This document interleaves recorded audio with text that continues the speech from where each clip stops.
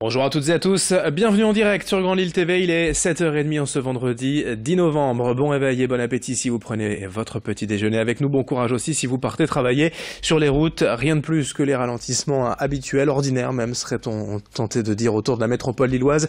Soyez prudents et patients au volant. En ce vendredi, on va de nouveau entamer la journée sous la grisaille avec encore des averses annoncées ce matin dans la région, puis les perturbations circulant d'ouest en est. On aura peut-être du soleil cet après-midi, en tout cas on le souhaite. Dès la fin de matinée sur le littoral, puis vers la métropole lilloise, le temps sera plus lumineux selon la chaîne météo cet après-midi, avec des températures en hausse. 12 degrés de prévu pour Lille cet après-midi. Pour démarrer d'abord ce journal, la crainte, voire même les craintes des transporteurs routiers régionaux face à la situation actuelle en Europe.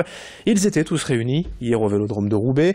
Au premier rang de leurs inquiétudes, déjà le Brexit qui devrait engendrer de nouvelles problématiques de douane, du temps d'attente, en plus du temps de perdu, avec à terme des risques de bouchons aux abords des ports de la région.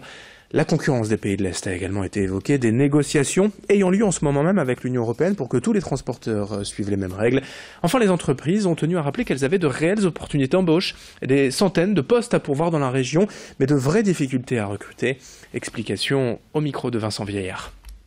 Ça va dans le bon sens, pas assez rapidement, à notre goût.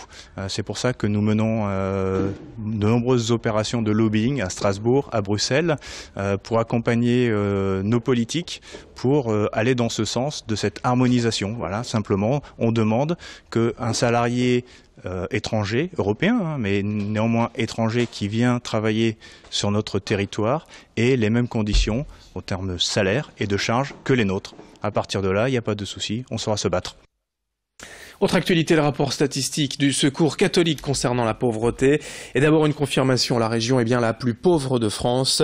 L'association a reçu l'an dernier plus de 73 000 ménages. Dans les Hauts-de-France, la plupart, 60% venant pour des demandes d'aide alimentaire, mais aussi un tiers pour payer les loyers ou les factures d'énergie.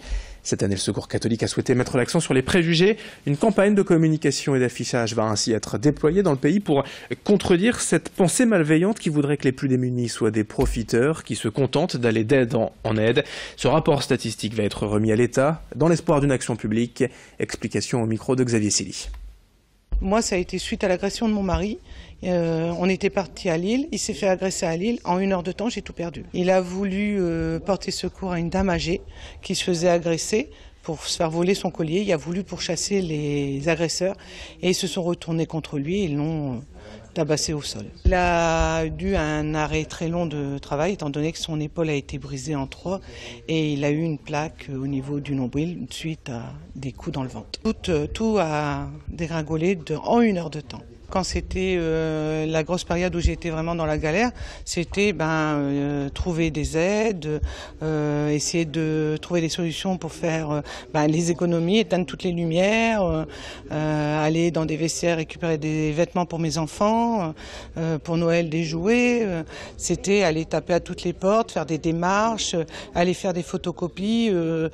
C'était aller glaner dans les champs des légumes pour dire de pouvoir donner à manger et subvenir aux besoins. Mon mari a repris le travail après un certain temps d'arrêt, donc il a eu un salaire, donc on a commencé à rembourser toutes nos dettes, tout ce qu'on devait, et maintenant, on ne veut pas dire qu'on vit très bien, mais on vit correctement, je veux dire. On n'est plus, on a encore énormément de dettes, mais j'arrive à nourrir mes enfants, quoi. Il ne faut pas avoir honte et avoir peur d'aller taper aux portes des associations comme le Secours catholique, qu'il y a des gens qui sont là pour vous accueillir, vous aider et vous conseiller. Il n'y a aucune honte à se retrouver dans la galère. C'est des accidents de la vie que tout le monde, en 1 heure de temps, tout peut basculer. En bref, aussi dans l'actualité du jour, Transpol va accroître son offre de transport. Tram, métro et bus seront plus nombreux demain pour le 11 novembre pour profiter de ce jour férié. Appel médical recrute d'ici la fin de l'année 231 postes dans la région, 108 dans le département du Nord. Des postes de médecins, aides-soignants, infirmiers, masseurs, kinésithérapeutes ou auxiliaires puéricultrices. Info sur appelmédical.com. Et puis, l'information n'a pas encore été confirmée, mais selon l'Info du Nord, Emmanuel Macron sera en déplacement durant 2 jours dans la métropole lilloise en début de semaine prochaine, lundi et mardi, à Lille, Roubaix et Tourcoing. On attend encore la confirmation officielle de l'Elysée. 7h35 en direct sur Grand Lille TV ce vendredi matin. Dans le reste de cette édition, ces images de la rénovation du centre commercial V2 à Villeneuve-d'Ascq, ouvert il y a 40 ans, en 1977. Le centre avait besoin d'un bon relooking. Les travaux ont donc débuté cet été et s'étendent sur les 11 000 m² de la galerie marchande. Le chantier se déroule la nuit pour ne pas gêner les commerces et les clients et va durer jusqu'à l'été prochain. Au programme, tout est repensé pour moderniser le centre, le rendre plus contemporain, plus chaleureux. L'éclairage, l'acoustique, l'ambiance olfactive aussi, la signalétique et enfin le repos avec des canapés connectés. Idil Gunay a rencontré pour nous le directeur du centre V2. Il nous parle de ces travaux et de l'importance de les faire la nuit.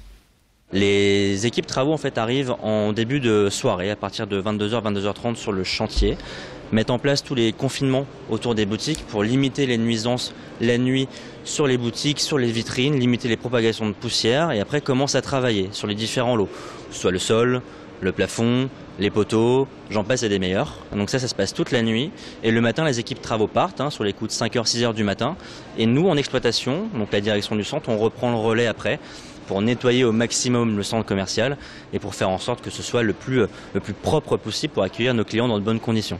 Que le parcours client se fasse de la manière la plus propre et la plus fluide possible malgré les travaux de rénovation.